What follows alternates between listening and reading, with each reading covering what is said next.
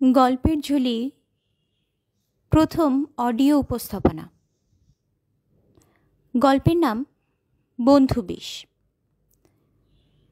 হায়দ্রাবাদ শহর থেকে প্রায় 6.5 ঘন্টার দূরত্বে ভদরেভু নিরালা সমুদ্র সৈকত।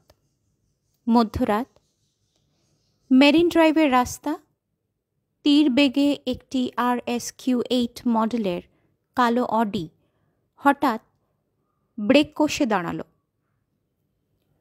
দরজা খুলে আবছা অবয়ব বেরিয়ে এসে টলতে টলতে নির্জন তীরে বালির উপর ধপাস করে বসে পড়ল। সামনে বিশাল খোলা সমুদ্র, কেউ কোথাও নেই। মাথার উপর একাদশীর চাঁদ, আলো আধার মেশানো প্রকৃতি, ঢেউ ভাঙার একটানা শব্দ। This is life, this is your life. পুরুষালী গলার স্বরে খান খান হয়ে গেল নৈশব্দ।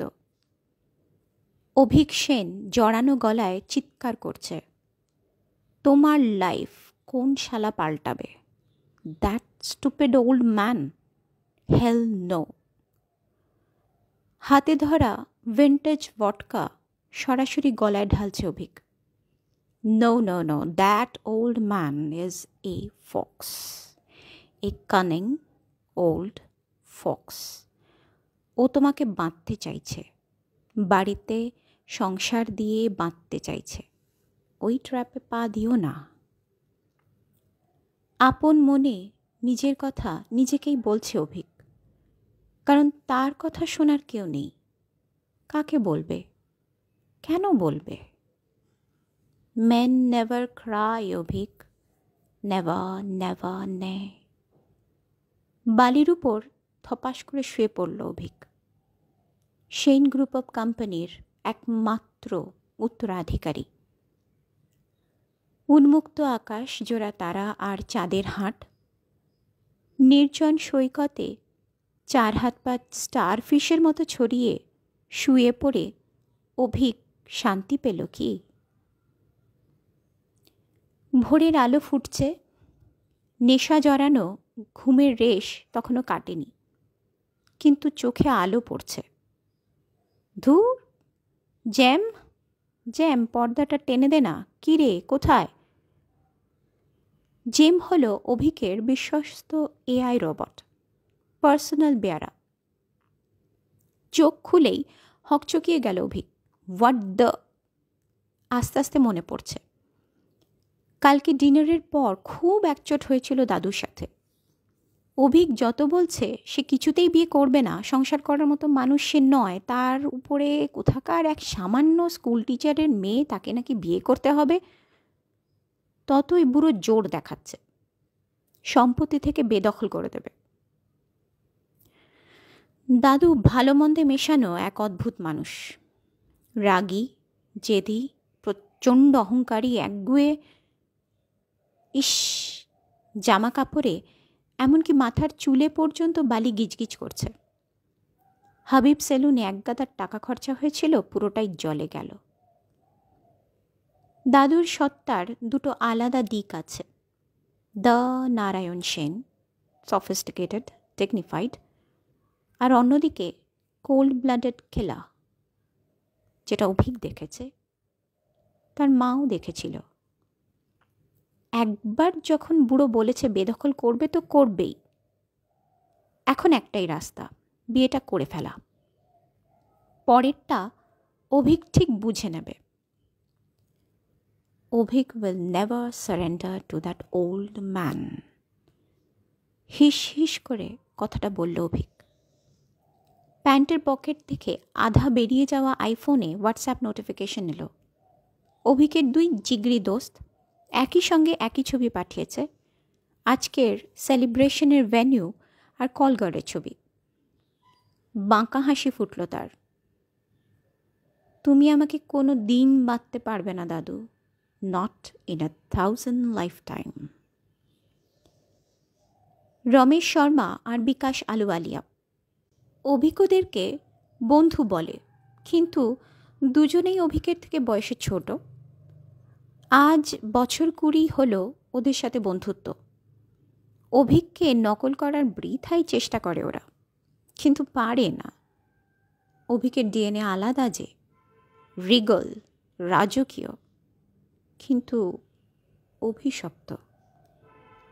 দাদু বলে ওরা নাকি অভিকের জীবনে যত নষ্টের গোড়া। হাউ সেলি! বুড়ো জানে না অভিক ওদের জীবনের শনি, মূর্তিমান শনি। রমেশ তবু চালাক, নিজের ফ্যাক্টরি চালায়, কিন্তু বিকাশটা তো ইমোশনাল ফুল। টাকা দিয়ে ওদের বন্ধুত্ব কিনে রেখেছে অভিক। হায়দ্রাবাদে তাজ কৃষ্ণা হোটেলের conference room. Shane group of company আর আরামকো গ্রুপের মধ্যে একাধিক মৌ সাইন হচ্ছে। প্রেসের ভিড়। শেইন গ্রুপ অফ কোম্পানির মালিক, অত্যন্ত অভিজাত ব্যক্তি শ্রী নারায়ণ সেন, প্রেসের সামনে ব্রিফিং দিচ্ছেন। তার চেয়ারের পিছনে দাঁড়ানো তার বিশ্বস্ত সেক্রেটারির পকেটে রাখা আইফোনটি ভাইব্রেট করছে। ফোন দেখেই চোখ কপালে উঠল তার। কোনো রকমে সামলে নিয়ে নারায়ণ সেনের পাশে এসে দাঁড়ালো। পাশ থেকে ইশারা করল সে। বৃদ্ধ সেন তার ফোন নিজের পকেট থেকে বের করলেন। তার আদরের বকে যাওয়া নাতির আজকের ভেন্যু ডেস্টিনেশন। দীর্ঘশ্বাস পড়ল বৃদ্ধের। না, ওকে কিছুতেই বাগে আনা যাচ্ছে না।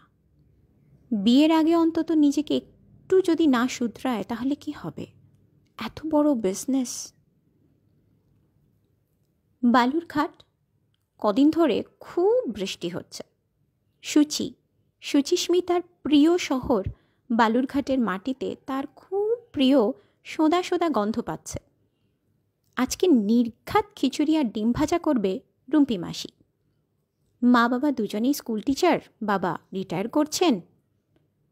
সুচির ইচ্ছে সে নেট পাস করে কলেজে পড়াবে, কিন্তু বিয়ে ঠিক হয়েছে যে। খুব খুব বড় লোক তারা।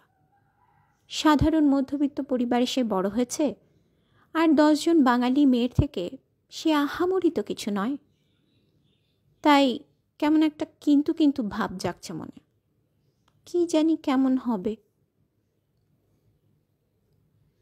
চিরালা বিচ সেন রিসোর্ট। অভিক তাদের হায়দ্রাবাদের ম্যানশন থেকে বেরিয়ে সোজা চলে এসেছে রিসর্টে। রাত 9টা সবে। এই তো সবে সন্ধে। বিকাশটা এখনই প্রায় আউট বলা চলে। আরে দাদা আইয়ে আইয়ে, আপকা হি ইন্তজার হ্যায়, বলিয়ে ক্যা লেঙ্গে। অভিক হাতের ইশারায় তাচ্ছিল্যের সঙ্গে রমেশকে থামালো। Crystal meth. ক্যা? আতকে উঠল রমেশ। দাদা আপ পাগল হো গয়ে হো, আপকো পতা হ্যায় আপ। অভিক আবারও হাত দিয়ে থামালো। That and only that. जिंदगी बर्बाद हो जाएगी दादा। आप आबाद कब थी रे? आपकी शादी है, हेल विथ शादी। 1 বছর পর হায়দ্রাবাদ, সেন্ট ম্যানশন। বিকাশ আলুওয়ালাকে কোস্টাল গার্ড গ্রেপ্তার করেছে। তার কাছে প্রায় কিলো 2 সর্বনাশা ড্রাগ পাওয়া গেছে। তার আরেক সাথী রমেশকে পুলিশ খুঁজছে। পাকিস্তানের গ্বাদার বন্দর থেকে একটা বড় জাহাজে করে ড্রাগ ভারতসহ বাংলাদেশ, শ্রীলঙ্কা, মায়ানমার, গোটা ভারত মহাসাগরের চারপাশে সমস্ত দেশে পাচার করার জন্য বেরিয়েছিল। ইন্ডিয়ান নেভি ও কাস্টম ডিপার্টমেন্টের তৎপরতায় কেরলের কাছে ধরা পড়েছে গত মাসের শুরুতে। 9 জন পাকিস্তানিকে গ্রেপ্তার করা হয়, কিন্তু আশঙ্কা ছিল যে এরই মধ্যে ওই মারাত্মক ড্রাগ দেশে ছড়িয়ে পড়েছে কোনায় কোনায়।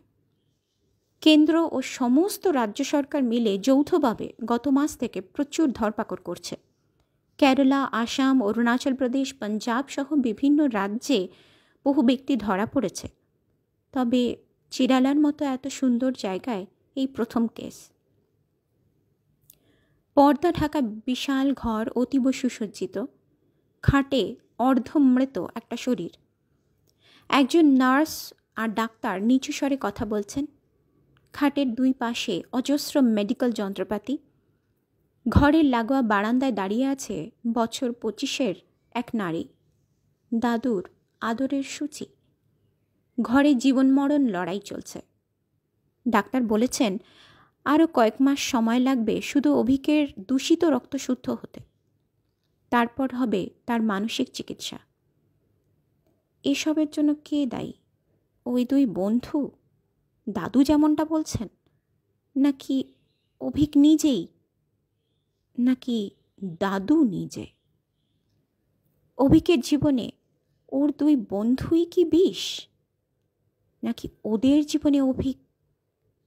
সুচির হাতে ধরা খবরের কাগজটা আলগা হয়ে নিচে পড়ে গেল।